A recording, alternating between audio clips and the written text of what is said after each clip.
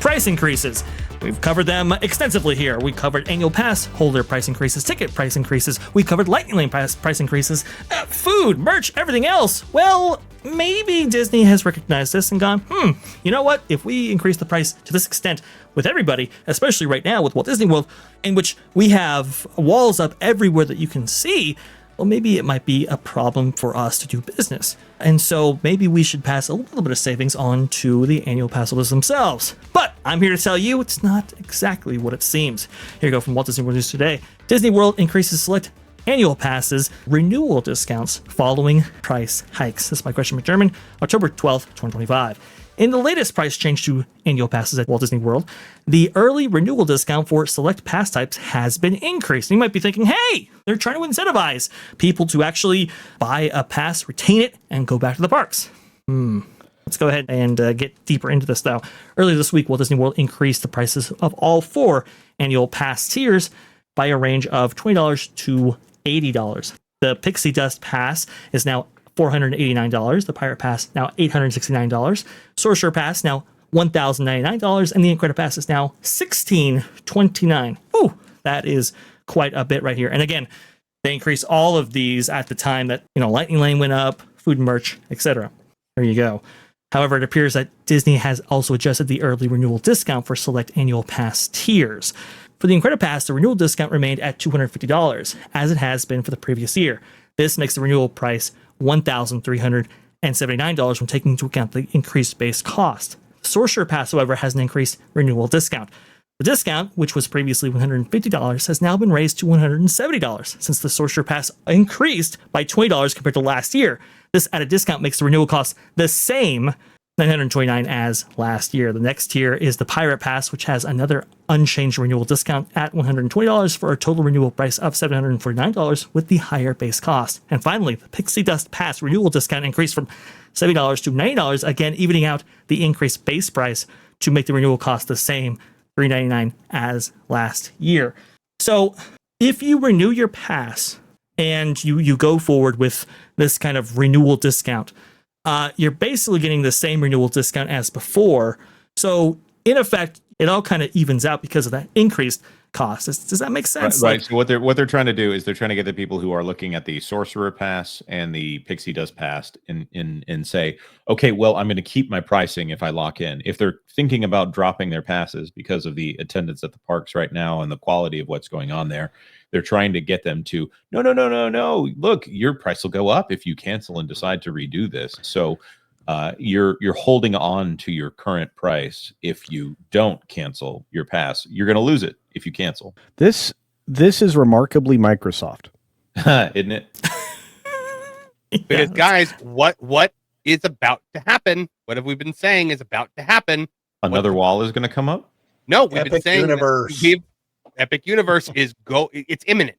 It's got to be. The Epic Universe annual passes have got to be coming like a freight train at this point, which means that they are panicking because most of my friends around here have said the same thing to me. They said, when Epic Universe opens up its annual pass, I'll probably never go to Disney again. Yeah. And you're not the only person hearing that. Like, even people in my family are talking that way. So that's insane. Like, I mean, that's just it's an amazing thing to think about. Like, Epic Universe is a great park, and it should not be like, in my opinion, shouldn't be the only park anybody goes to, because there's still things at the other ones, but there's so much to do there. Yeah. And when I say that so much to do there, I get it. There's 5 lands, 4 of them are actually lands, and 1 of them is the center area. I'm saying that there's a lot of detail in that park. There's a lot of reasons to revisit that park. I'm very impressed with the fact that they are moving in the right direction. Well, operational issues are still a problem. They've been a problem for Universal for a long time. They've got a new park. They got to work the kinks out. Yeah. But I do think that at the price point for the annual passes for Universal, they're probably going to go up a little bit when Epic Universe added way better. They've always been way better, Jonas. And again, it think of it this way, my friend. A lot of it depends on if you're a park person or a rides person. Right. And I'm a That's park a very person. good point. But although I will say Epic Universe might have made me a little bit of a rides person when I went this last time. It was great. I was so impressed.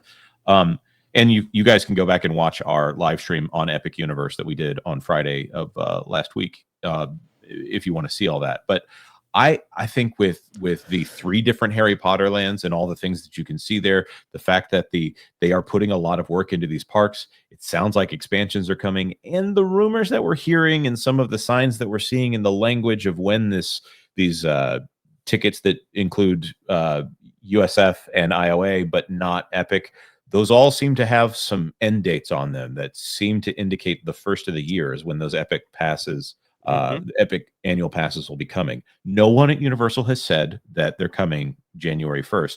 We're just seeing a lot of signs that it's probably going to be January 1st. And if we didn't professionally cover Disney, I'm good not going into those parks for a long time. I got one kid that's interested in princesses right now, and we might do one day at Magic Kingdom for her at some point. But you know what they have at Epic? They got Princess Peach, and that's a little bit better, honestly. Yeah, I agree. If I moved here, 10 years ago, I got a Disney pass the day I moved here. If it wasn't for the fact that this is my job, I would probably be considering getting rid of my Disney pass. I haven't been to a Disney park probably in over a month, which is, pretty much a record for me. I have no desire to go. Yeah. I'll say I was talking to another content creator who is known for being in the parks. And I said, hey, could you get footage of this XYZ thing that's going on at Magic Kingdom? And he waited a little bit and he was silent for a little bit. And then he contacted me and said, look, I've got no plans to go to Magic Kingdom for a long time.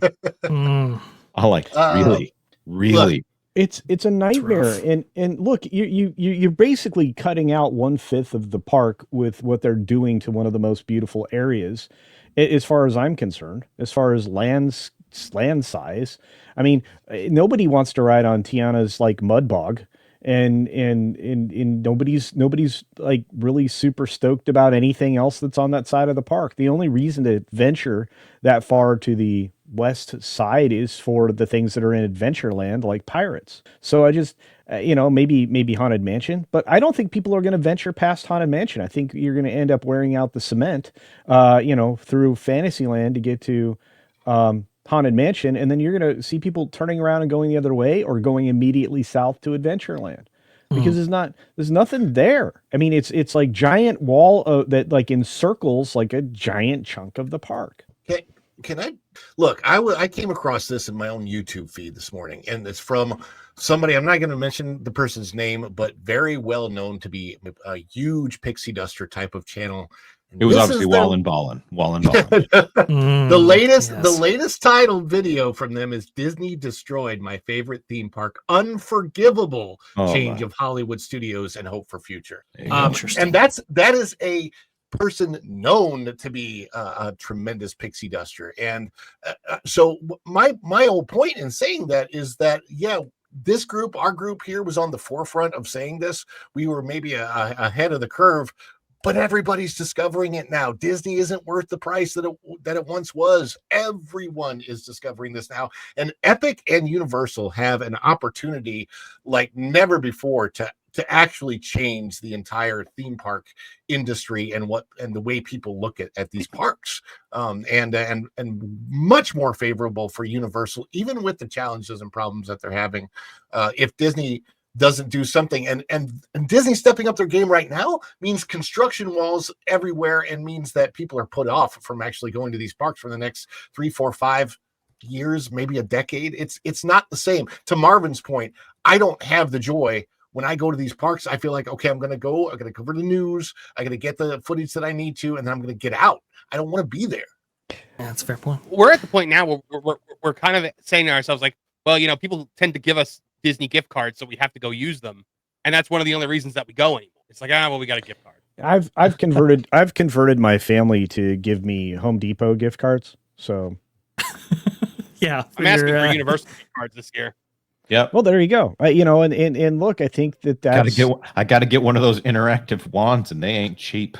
Well, right. I mean, look, I remember when Loki went to the park to get a wand, and I was like, oh wow, those are really expensive now. But look, it's the studios, Islands of Adventure and Epic are way less expensive than going to Disney. The passes, as you guys have suggested, I don't anticipate them to be outrageous like Disney, and I don't I don't need to be, roped into like a specific price. If I think there's value in buying something, I'll buy it. But the problem for Disney is nobody's seeing value in owning that pass. So they, like you said, they're trying to do the Game Pass maneuver. And like and by the way, that's only in other countries. The US, they're still going to increase your pass price. But in other countries, they're like, well, we won't raise your price if you keep your pass. I mean, that's why I was talking about Microsoft. This is the worst possible situation that Disney is kind of grasping at straws to keep people, engaged and paying for their stuff, even though I would say their stuff isn't as good anymore. Does that make sense? Yep. It's an IP holding company that happens to have the rights to everything that Walt created and then John Lasseter shepherded. So yeah, I just think of like where is the compulsion from an annual pass holder's perspective to buy into Walt Disney World at this point, especially when you have, like Marvin pointed out right there, Epic Universe, a pass that includes it on an annual basis is coming forthright from Universal in the future right there. I think about the incredible new attractions that are on offer there, and I also think about the surrounding area and what they have to appeal to somebody who might have bought into a Disney pass on an annual basis for quite some time. And so I think about all of that, and it's like, okay, well, maybe Tampa Bay Busch Gardens is not the best park in the world, but I understand that when I go there, I will it's going to be a lot it's less. And well, it's not going to be covered with walls, and it's trying to get my business and not maybe actively push me away. If you want to do coasters, it's a great park. Yeah. Also the pricing is a different structure for Busch Gardens, Tampa Bay. And of course we've gotten through this entire segment here without talking about Dollywood. And if the question is, can we afford a day at Dollywood? Yes, we can afford a day at Dollywood. I don't know if my waistline can afford more cinnamon bread right now, but it's a wonderful park at a reasonable price, and it's something that everyone can enjoy. Which right now, Disney, your wallet braces every time you do something at Disney right now. There's no economical options there. There's pay as you go options. If people feel inclined to take advantage of these renewal discounts, by all means, but understand that they are doing it for a reason. they understand, like Marvin said, and so many of you have pointed out astutely, that Epic Universe is on the horizon, at least when it comes to an annual pass holder option. And Walt Disney World right now is as it's not as enticing as it had been in the past. And so that's why you're getting discounts to hopefully retain as much of that local population as possible. Thanks for watching That Park Plays News. For more information, consider checking out www.thatparkplace.com. And don't forget to subscribe, share, like, and send this out on your favorite social media account.